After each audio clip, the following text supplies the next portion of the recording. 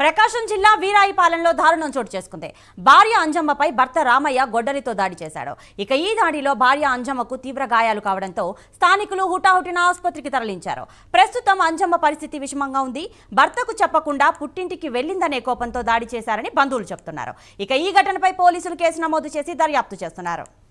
ఇక ఇదే అంశానికి సంబంధించిన మరింత సమాచారం మా ప్రతినిధి శ్రీనివాస్ అందిస్తారు.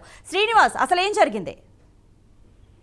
భార్య చెప్పకుండా భర్తకి చెప్పకుండా తన పుట్టింటికి వెళ్ళిందనే కోపంతో వీరాయపాలెం ఎర్రగొండపాలెం వీరాయపాలెం గ్రామానికి చెందిన రామయ్య తన భార్యని గొడ్డలతో దాడి చేయడంతో తీవ్ర గాయాలవటం జరిగింది. ఆమెని వెంటనే ఉటావచ్చి ఎర్రగొండపాలెం ప్రభుత్వ వైద్యశాలకు తరలించి చికిత్స అందిస్తున్నారు. కానీ ఆమెకి ప్రమాదకరంగా ఉందని డాక్టర్లు చెబుతున్నారు.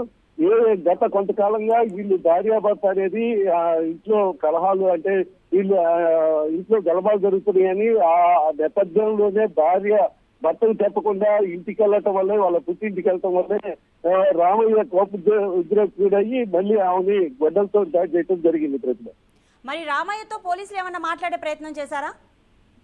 రామయ్యని హ్యాండర్ లో తీసుకొని అతన్ని దర్యాప్తు చేస్తున్నారు. కేసుకు సంబంధించి అంటే అతన్ని అరెస్ట్ చేసి పోలీసులు దర్యాప్తు చేస్తున్నారు.